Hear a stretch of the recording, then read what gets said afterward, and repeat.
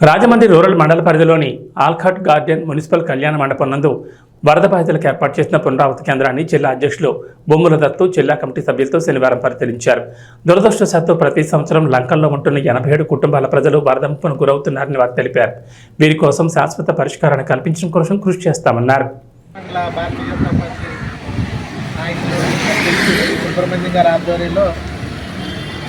ఈ వరద బాధితులకి స్నాక్స్ పంచడం జరిగింది. దురదృష్టం ప్రతి సంవత్సరం కూడా ఈ విధంగా వారికి రీహాబిలిటేషన్గా ఇలాంటి సెంటర్లో కొంతకాలం ఉంచడం మళ్ళీ పంపడం జరుగుతుంది.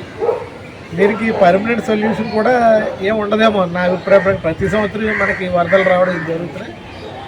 దీనికి శాశ్వత పరిష్కారం ఏమన్నా కలగాలంటే పోలవరం ఒకటి పూర్తవుతే ఎంత పెద్ద ఎత్తున ముంపు ప్రాంతం అనేది జరగకుండా ఉంటుంది కాబట్టి అప్పుడు వీళ్ళకి అవకాశం ఉంటుంది. అంటే చాలామందికి సొంతంగా ఇల్లు లేవు అనేది కూడా కొంతమంది మాట్లాడుతున్నారు.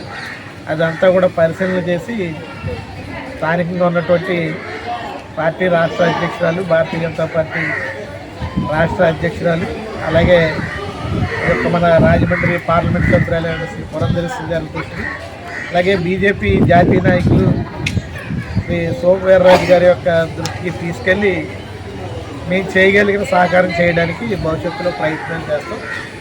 అలాగే ఇక్కడ వీళ్ళకి బాధితులను మనం కోరం మీకు ఏంటి అవసరం ఏముంది ప్రస్తుతం అని అడిగితే వారికి సబ్బులు, పేస్టులు, బ్రష్లు ఇటువంటివి కావాలని ఇక్కడ ఉన్న అధికారులు అలాగే అక్కడ ప్రజలకు చెప్పడం జరిగింది. అవన్నీ కూడా రేపు పొద్దున్నే తీసుకొచ్చి వారికి అవి కూడా ఏర్పాటు చేయడానికి సంసిద్ధంగా ముందుకెళ్తాం. నమస్కారం.